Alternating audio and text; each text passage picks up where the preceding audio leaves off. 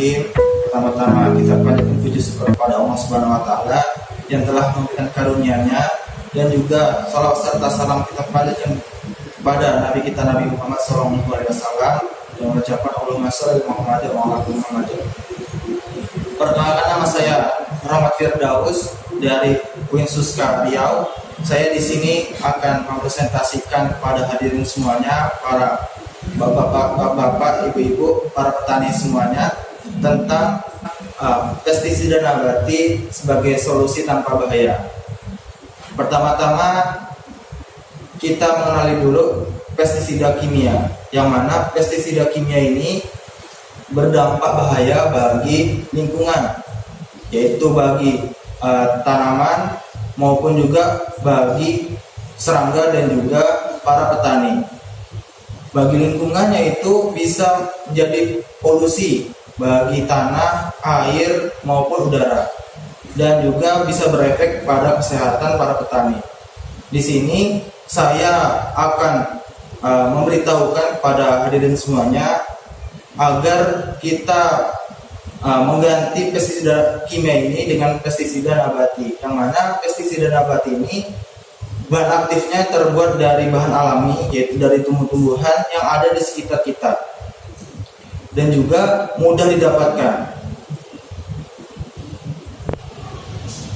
Senyawa yang terdapat dalam tumbuhan yang sebagai bahan aktif dari pestisida nabati yaitu senyawa alkaloid, terpenoid, fenol, dan bahan kimia sekunder lainnya.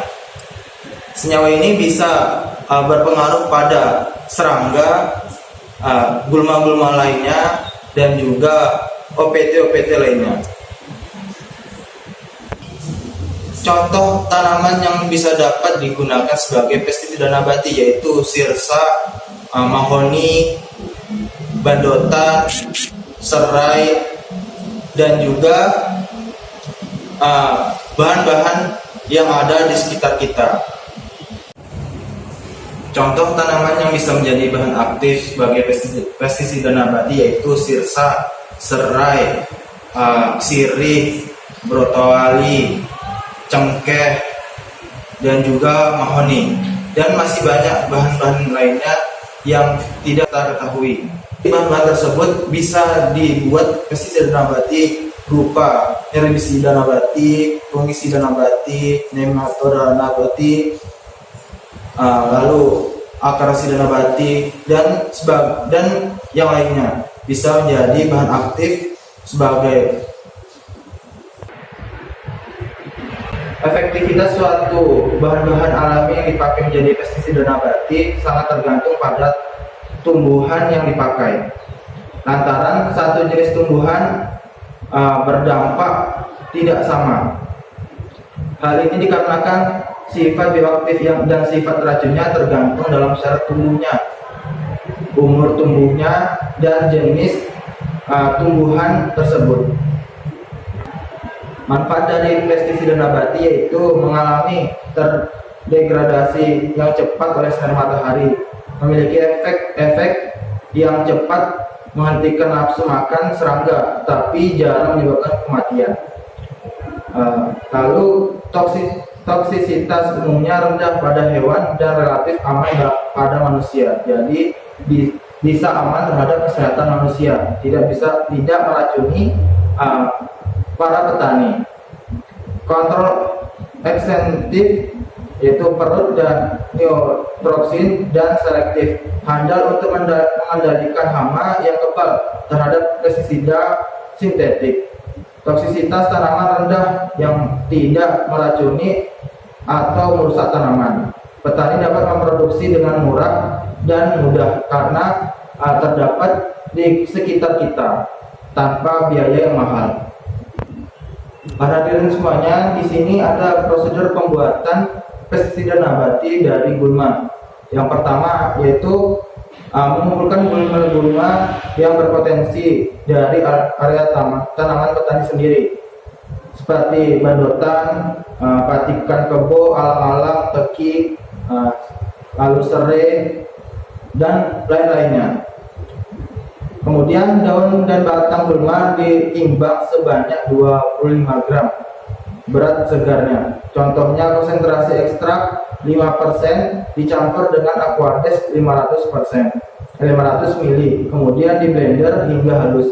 Cara yang sama digunakan untuk konsentrasi ekstrak 10% dari 100 gram berat segar, yaitu 15% dari 150 gram berat segar, 20% dari 200 gram berat segar, 25% dari berat 250 gram berat segar. Ekstrak tersebut kemudian disaring dan didiamkan selama 24 jam di dalam suhu ruang, serta ekstrak tersebut juga sampai teroksidasi. Jangan sampai teroksidasi.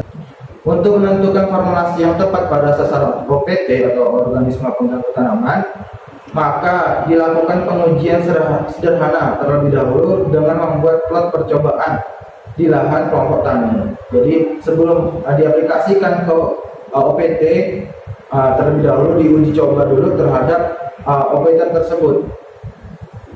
Kemudian pemberian ekstrak gulma terhadap hama, rayap, nematoda maupun OPT lainnya dilakukan dengan cara penyemprotan sebelum jam 10 pagi.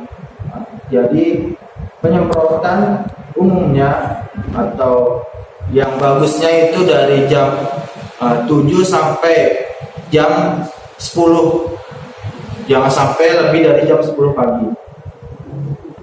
Pemberian ekstrak dilakukan setiap 3 hari sekali selama 4 minggu waktu pengamatan. Jadi disemprot selama 3 hari selama 4 minggu. Setelah itu kelompok tani dan pemerintah daerah mendaftarkan produk pestisida nabati untuk membuat hak paten. Salah satu kelemahan pestisida nabati selama ini adalah nilai jual yang rendah.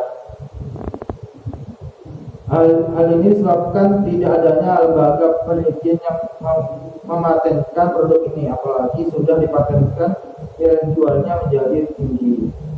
Dan juga salah satu nilainya rendah karena tidak tahan lama. Pestisida nabati ini tidak tahan lama